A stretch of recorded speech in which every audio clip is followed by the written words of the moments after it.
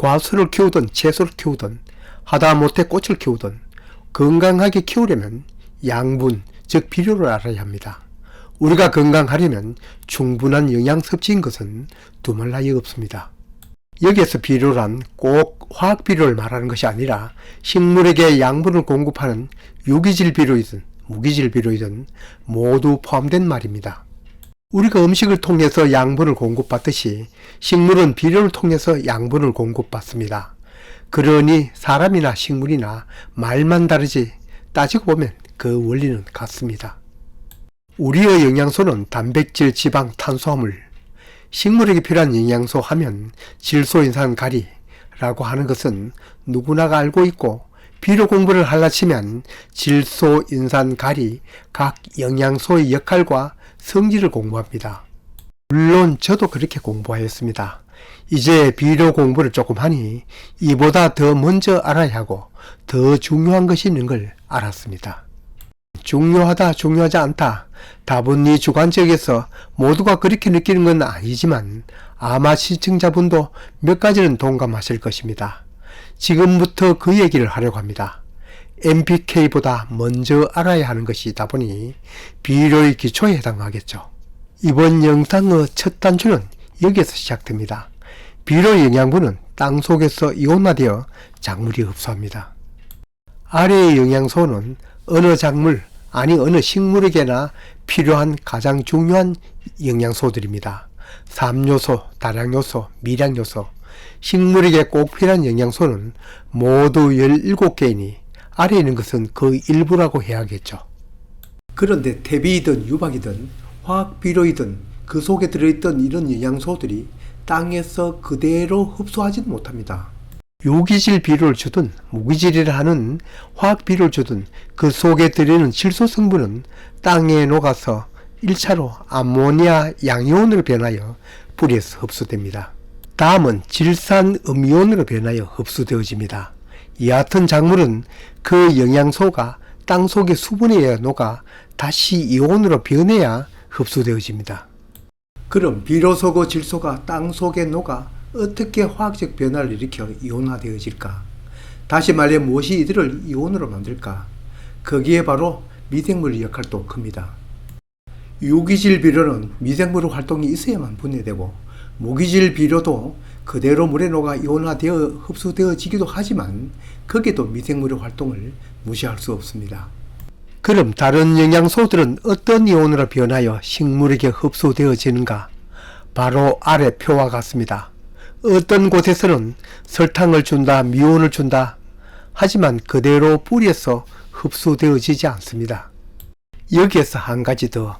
전기도 같은 것끼리 밀어내듯이 성분은 달라도 같은 양이온끼리는 배척하는 경쟁관계입니다. 양이온으로 흡수되어지는 암모니아, 가리, 칼슘, 마그네슘들은 서로 경쟁관계입니다. 같이 뿌려도 약삭 빠른 놈이 먼저 흡수되어지고 느린 것은 땅속에 충분히 있어도 흡수되어지지 못합니다. 질소, 가리가 먼저 흡수되어지고 느린 마그네슘, 특히 칼슘 흡수가 어렵습니다. 이런 점은 음이온끼리도 마찬가지입니다.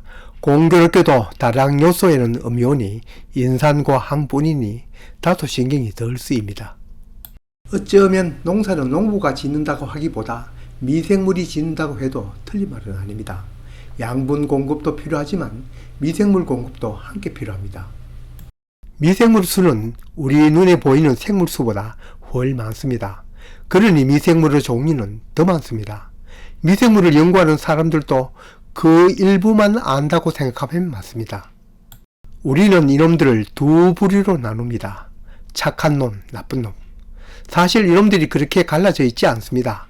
그냥 그들은 살아갈 뿐인데 작물에 병을 가져오면 나쁜 놈, 이처럼 양분을 분해해서 작물이 흡수하도록 하면 착한 놈입니다. 우리가 퇴비를 넣는 목적이 바로 미생물을 땅속에 부어 넣는 것인데 퇴비가 잘 부숙하면 착한 놈들을 쏟아붓고 부패한 퇴비를 넣으면 나쁜 놈들을 부어 넣는 격입니다. 물론 퇴비 속에는 비료 영양분도 있지만 바로 미생물을 공급하기 위함이 첫째 목적입니다. 우리 주위에는 농사를 여러 해 짓고도 아직 퇴비는 양분을 공급하기 위해 주는 줄 아는 사람이 많습니다.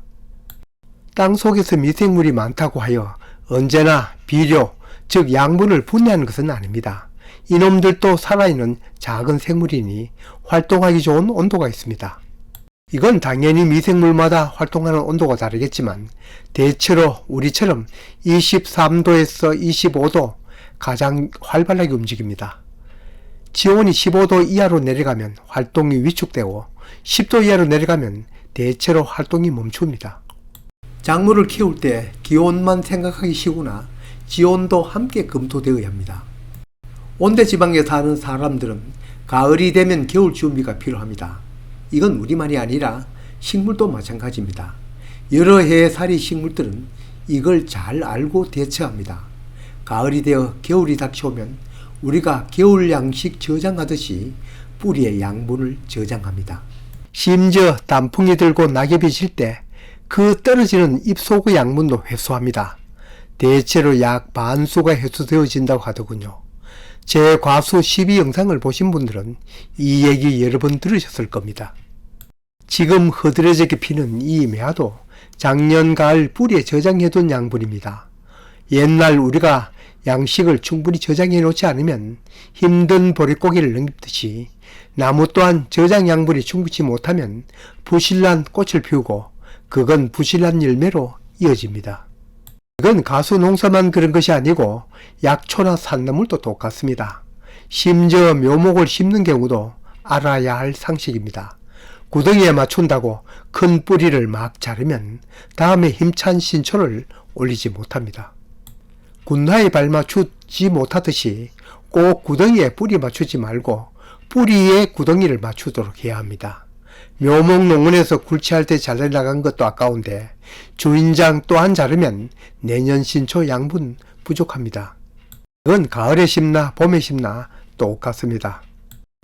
더덕이든 도라지든 줄기 다 마르고 새싹 올라오기 전에 캐는 것이 적기입니다. 싹대에 다 자라고 캐면 그만큼 손실이 생깁니다. 약초도 마찬가지입니다. 잎과 줄기에 있던 양분이 뿌리에 모두 모여 있을 때 캐야 약성이 많습니다.